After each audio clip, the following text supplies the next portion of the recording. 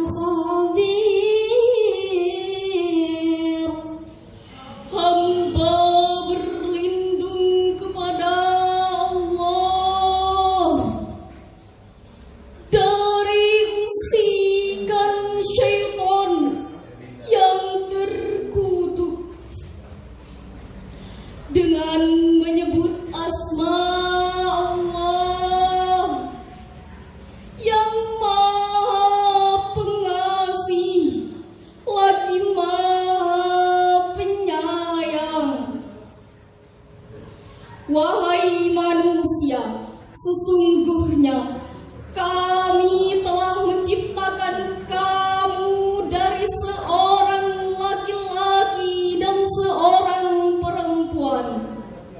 Kemudian kami jadikan kamu berbangsa-bangsa dan bersuku-suku agar kamu saling mengenal.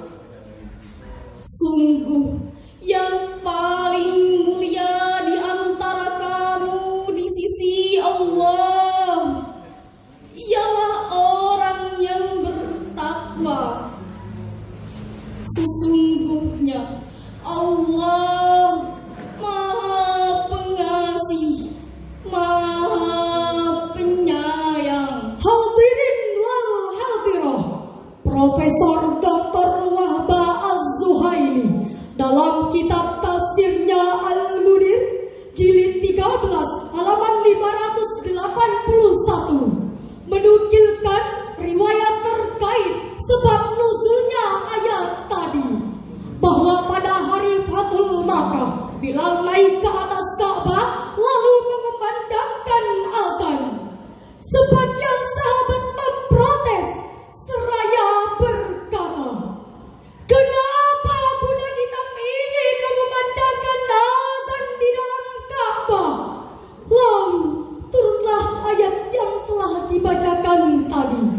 Kemudian Rasulullah Sallallahu Alaihi Wasallam memanggil mereka dan memperingati mereka dengan tegas agar tidak sekali-kali berbangga dengan keturunan mereka dan tidak merendahkan orang-orang fakir, karena sikap tersebut merupakan sifat jahiliyah yang telah dihapus 1400 tahun silam. Di dalam ayat tersebut juga Allah Subhanahu wa Ta'ala menegaskan bahwa manusia diciptakan berbeda-beda agar saling menolong dan mengenal satu sama lain, sebagaimana pepatah yang berbunyi, "La a'rifu thumma la tuhibbu." Tak kenal maka tak sayang. Dari ayat tersebut terdapat 3 hal penting yang dapat dijadikan pedoman dalam berkehidupan bermasyarakat dan bernegara. Pertama, al-musawwah, kesetaraan. semua orang beriman memiliki hak dan kewajiban yang sama di hadapan syariat tanpa memandang latar belakangnya, sebagaimana yang telah tercantum pada sabda Nabi Muhammad Sallallahu Alaihi Wasallam yang berbunyi, "An-nasu ka'asnanil musti." Manusia itu bagaikan gigi-gigi sisir. Hadis riwayat Al-Qadai. Kedua, at-taqwa, Ketakwaan. Kenal. seseorang dapat dikenali dan dibedakan dari orang lain ketika diketahui nasab atau etnisnya. Namun, perbedaan tersebut tidak ditujukan kepada mereka agar saling membangga-banggakan keturunan atau nasabnya. Ketiga, at-taqwa. Ketakwaan. Maksudnya adalah ketakwaan yang akan menjadi neraca untuk mengukur kemuliaannya di sisi Tuhan. Oleh karena itu, orang yang paling mulia di sisi Allah Subhanahu wa Ta'ala tidak diukur dari golongan, ras maupun kasta seseorang, melainkan melalui tingkat ketakwaannya kepada Allah Subhanahu wa Ta'ala. Demikian hadirin, dalam rangka merawat persaudaraan yang telah Allah anugerahkan kepada kita, mari kita bersatu padu menjunjung tinggi semangat Bhinneka Tunggal Ika, sebagaimana yang telah Allah isyaratkan dalam Al-Quran surah Al-Imran ayat 103 berikut ini. Wa'tasimu bihablillahi jami'an wa la tafarraqu.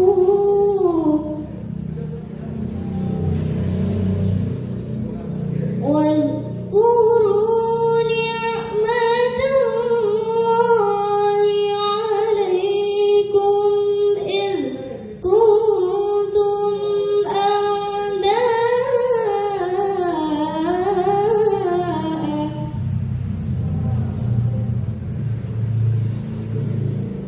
إذ كنتم أعداء فألف بين قلوبكم فأصبحتم بنعمته إخوانا وكنتم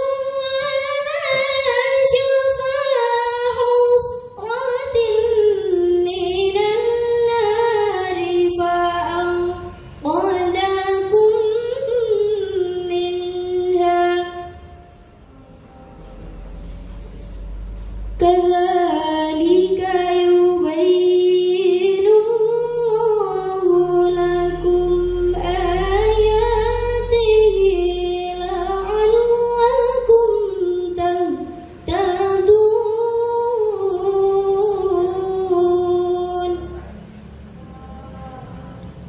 Shadaqallahul azim.